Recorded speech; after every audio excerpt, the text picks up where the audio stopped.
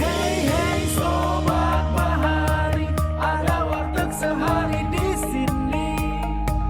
Beragam informasi seputar dunia bahari, ngobrol santai dengan narasumber yang ahli. Hanya di mana warteg sehari, hanya di mana warteg sehari.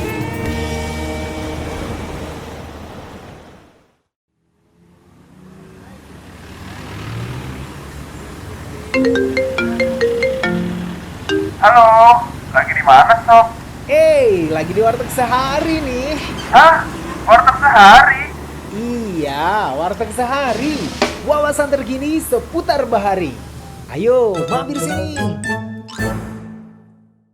Halo Sobri, Sobat Bahari, selamat datang di Warteg Sehari. Wawasan terkini seputar bahari. Hari ini bersama saya Friza. Kali ini Warteg Sehari hadir di edisi pertama dan menghadirkan salah satu sosok yang luar biasa. Selamat datang Bapak Kepala Badan Riset dan Sumber Daya Manusia Kelautan dan Perikanan, Punapi Gatre, Bapak Inyoman Radiarta. Sehat, Afri. Selamat pagi, Sobri sekalian. Senang bisa hadir di podcast BRSDMKP pagi hari ini. Pada kesempatan yang berbahagia ini, suasananya bagaimana Pak? Yang jelas suasananya menuju ke kantor agak sedikit ribet gitu ya.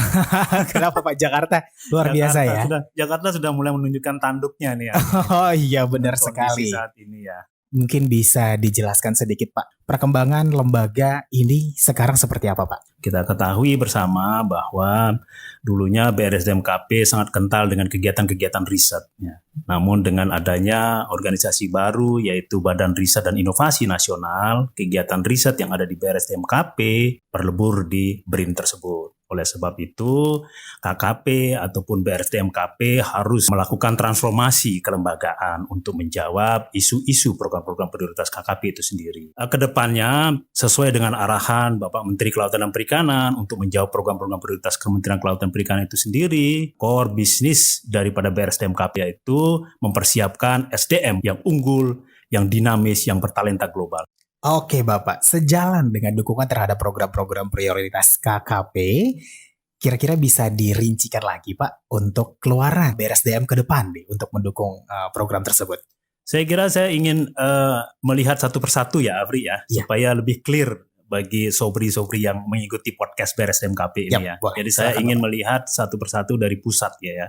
Jadi kalau kita memiliki pusat pendidikan, bahwa di pusat pendidikan kita memiliki 20 satuan pendidikan, di mana 11 itu satuan pendidikan tinggi dan 9 satuan pendidikan menengah. Saat ini tidak ada strategi di BRSDMKP untuk menambah satuan-satuan pendidikan tersebut. Yang ada adalah meningkatkan kualitas satuan pendidikan tersebut. Dan bahkan program prioritas yang saya ingin tanamkan di pusat pendidikan yaitu bagaimana kita melakukan transformasi pendidikan sehingga nantinya hanya ada satu satuan pendidikan yang tentunya mewadahi seluruh satuan pendidikan sehingga koordinasi, efisiensi dan juga model kurikulum ini akan tentunya dapat dikontrol secara baik ya. Itu yang pertama terkait kualitas. Kemudian di satuan pendidikan juga, di pusat pendidikan kita akan coba melakukan link and match yang lebih baik lagi antara dunia industri dan dunia usaha. Sehingga taruna-taruni lulusan daripada satuan pendidikan ini tentunya dapat terserap dengan kualitas-kualitas dudi yang ada ya. Kita akan coba klasifikasikan mana dudi-dudi terbaik di Indonesia atau bahkan juga di luar negeri ya. Ini adalah langkah-langkah strategis yang coba saya jajaki untuk program ke depan. Karena kita ketahui dengan adanya fasilitas-fasilitas yang dimiliki oleh satuan pendidikan melalui teaching factory tersebut, ini merupakan suatu sarana yang sangat mumpuni untuk meningkatkan kualitas daripada taruna-taruni di satuan pendidikan yang ada. Kemudian kita beralih ke pusat pelatihan dan penyuluhan ya. Di sini sebenarnya peran BRSDMKP akan sangat besar sekali terkait sertifikasi yang tentunya dapat bersinergis antara pendidikan dan pelatihan dan penyuluhan. Kemudian juga kita melakukan pelatihan-pelatihan kepada masyarakat KP. Melalui pelatihan-pelatihan tersebut tentunya kita tidak hanya berpatokan pada pelaksanaan pelatihan. Saya lebih mengedepankan outcome. Jadi tidak hanya pelaksanaan pelatihan saja, tapi apakah pelatihan tersebut keberlanjutan daripada kegiatan pelatihan yang dilakukan. Kita punya pasukan penyuluh yang sangat besar di Luar bawah biasa. BRSDMKP. Ada sekitar 6.433 orang penyuluh. Saya kira ini merupakan senjata ampuh bagi BRSDMKP untuk menjadi garda terdepan dari program-program Pak Menteri sendiri ya. Kemudian yang berikutnya yaitu terkait dengan pusat riset, kita mencoba melakukan sinergitas smoothing perpindahan daripada teman-teman peneliti, perekayasa, pelaksana litbang jirap tersebut ya, smoothing perpindahan ke BRIN. Kami juga tidak melupakan teman-teman peneliti yang memang memilih tetap berkarir di KKP, sehingga ini proses-proses ini kita kawal secara baik. Nah, harapannya kalau ini sudah berpindah semuanya, tentunya nanti akan ada transformasi dari kegiatan riset menjadi kegiatan yang menjadi tupoksi inti dari BRSDMKP itu sendiri. Baik pelatihan, penyuluhan, dan tentunya nanti akan diselimuti dengan adanya inkubasi-inkubasi bisnis yang merepresentasikan daripada hasil-hasil inovasi yang telah dihasilkan oleh BRSDMKP. Seperti apa strategi yang sedang Bapak siapkan? Saya ingin memberikan satu perspektif kepada seluruh eselon-eselon 2, kepada seluruh pusat-pusat, bahwa program-program yang dijalankan itu adalah program-program BRSDMKP. Jadi bukan program pusat. Oleh sebab itu saya selalu menyampaikan kepada pusat-pusat jika melakukan kegiatan-kegiatan, ini merupakan kegiatan BRSDMKP. Ini berimplikasi apa, Afri ya? Berimplikasi bahwa aset, sumber daya apapun yang ada di BRSDMKP itu bisa kita mainkan. Seluruh eselon bisa memanfaatkan secara bersama-sama. Ya tentunya mengikuti aturan-aturan yang ada ya. Kita harus bersinergi secara bersama-sama antar eselon 2, kemudian bersama-sama menunjang untuk kegiatan-kegiatan di BRSDMKP. Dan tentunya juga saya ingin menyampaikan bahwa kegiatan-kegiatan prioritas di BRSDMKP yang tentunya menjadi pengungkit dari kegiatan prioritas KKP itu sendiri tidak hanya dilakukan oleh satu orang, tidak hanya dilakukan oleh kepala BRSDMKP, tidak hanya dilakukan oleh kepala pusat, kepala balai. Betul. Tentunya harus ada tim-tim yang memang bekerja secara simultan. Saya sudah mengimplementasikan di BRSDMKP, kita membuat satu tim akselerasi. Ini bukan berarti tim yang akan mengambil kerjaan teman-teman yang lain, bukan. Jadi harus dilihat secara utuh bahwa tim ini sebenarnya membantu seluruh komponen. Dan harapan saya tim tersebut harusnya di-copy, diimplementasikan juga di masing-masing pusat, di masing-masing balai. Sehingga ini akan membantu pimpinan di masing-masing satuan kerja tersebut untuk memformulasikan program-program yang sesuai. Dan saya ingin sekali membuat satu benchmarking BRSDMKP kita lebih dikenal lagi, baik di internal KKP ataupun di eksternal KKP itu sendiri. Iya, tapi ini juga menjadi selain strategi juga menjadi konsep kepemimpinan Bapak yang sekarang ya dalam menata tim kerja. Betul sekali, Afri. Saya tidak ingin bekerja hanya di kulit-kulitnya saja ya. Kalau saya kunjungan ke UPT, saya hanya melihat di kulit-kulit, lihat ini udah bagus ya. Menurut saya sudah bukan levelnya saat ini. Saya ingin melihat langsung maju ke dalam, lebih dalam lagi seperti apa sih sebenarnya. Apa yang mereka sampaikan itu benar atau tidak. Kalau kita menyampaikan bahwa hanya sebatas keluaran, output, itu gampang sekali, Afri. Tapi outcome yang memang sangat-sangat ditunggu, outcome bagi masyarakat KP, apa itu? Bisa nggak kita menunjukkan outcome tersebut? Iya. Tidak usah banyak. Ada peningkatan setiap tahun itu sudah bagi saya sudah suatu capaian sangat baik. Kita jangan membuat satu kegiatan yang harus ujuk-ujuk besar. Iya, betul. Kalau saya senang merintis dari yang kecil, kecil-kecil ini nanti kita bayangkan pasalnya menjadi suatu hal yang besar. Iya, sehingga ada milestone juga gitu ya Pak ya. Betul sekali, betul sekali. Kalau kita bisa berkreasi, sekecil apapun kreasi itu, tapi memberikan suatu inovasi, ini akan saya dorong.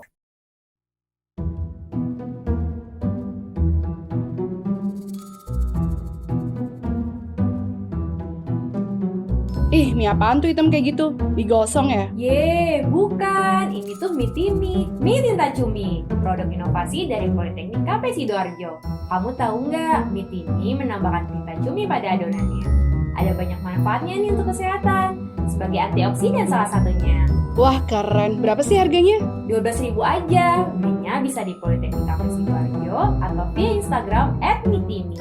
Ada 2 varian rasa loh, goreng pedas dan bakso. Beli sekarang yuk!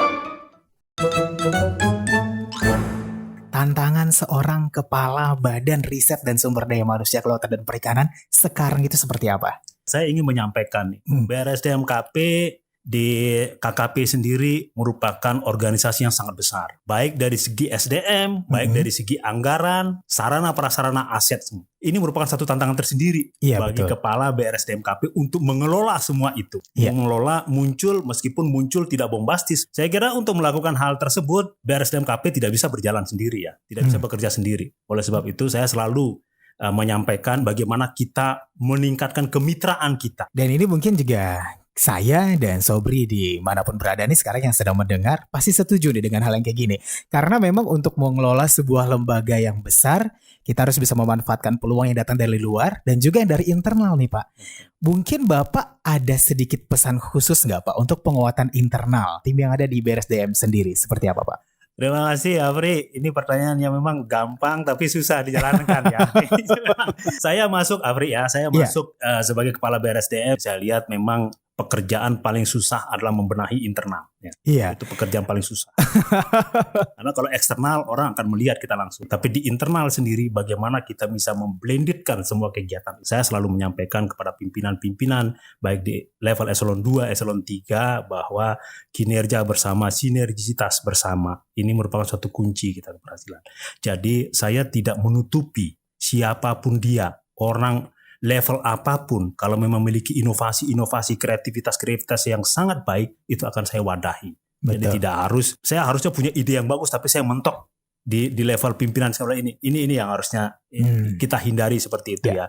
Saya punya pengalaman sebelum di BRSDM-KP, dalam artian ya saya bisa melihat lah, saya orang yang besar, tumbuh lahir di KKP sendiri, besar dari satuan kerja yang ada di BRSDM-KP. Jadi sudah bisa melihat banyak kondisi di lapangan, di UPT satuan kerja. Saya dapat sampaikan bahwa ini merupakan modal saya sebenarnya. Modal saya yang bisa saya creating bersama dengan tim tentunya yang tadi saya sampaikan, dengan super tim tersebut yang nanti akan menjadi senjata andalan kita secara bersama-sama. Memang kalau kita lihat saat ini kita belum kelihatan. Ini BRSDM-KP mau kemana sih? Kok nggak ada apa-apanya gitu ya. Saya kira ini memang perlu strategi, perlu waktu untuk bebenah gitu ya.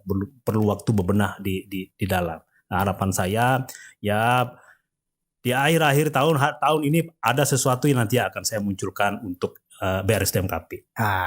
Luar biasa. Ini juga sejalan dengan penguatan internal nih Pak. Jadi di tengah kesibukan juga Bapak masih bisa untuk menyempatkan diri olahraga. Secara tidak langsung ini menjadi pesan juga nih buat teman-teman yang ada di BRSDM ataupun yang pernah melihat bahwasanya memang kerja, tapi juga jangan lupa untuk olahraga. Sosok Pak Nyoman ini, Sobri, adalah seseorang yang sporty nih, rajin olahraga. Nah, kira-kira nih Pak, tips kebugaran, menjaga kebugaran tubuh untuk menyeimbangkan antara penatnya bekerja dan juga rileksnya kehidupan di luar pekerjaan itu seperti apa dari Bapak sendiri? Baik Afri, ini pertanyaan saya tunggu-tunggu sebenarnya nih. Karena begini Afri ya, jadi kalau saya terbawa dari suasana semenjak saya di UPT ya. Jadi itu sudah terbersit di saya, dalam artian saya coba mengisi hari-hari saya, terutama di pagi hari, itu diawali dengan suatu aktivitas berolahraga. Luar biasa. Awalnya memang susah, Afrika. Awalnya susah, karena orang pasti berpikir, kalau Anda berolahraga pagi itu pasti akan ngantuk nanti. Kerja itu nggak efektif gitu. Ternyata nggak seperti itu ya. Nggak seperti itu. Oleh sebab itu, ini saya lakukan terus. Jadi dari UPT, kemudian pindah ke pusat, sampai ke BRSDM-KP sendiri. Ini saya lakukan terus. Itu saya bagi waktunya.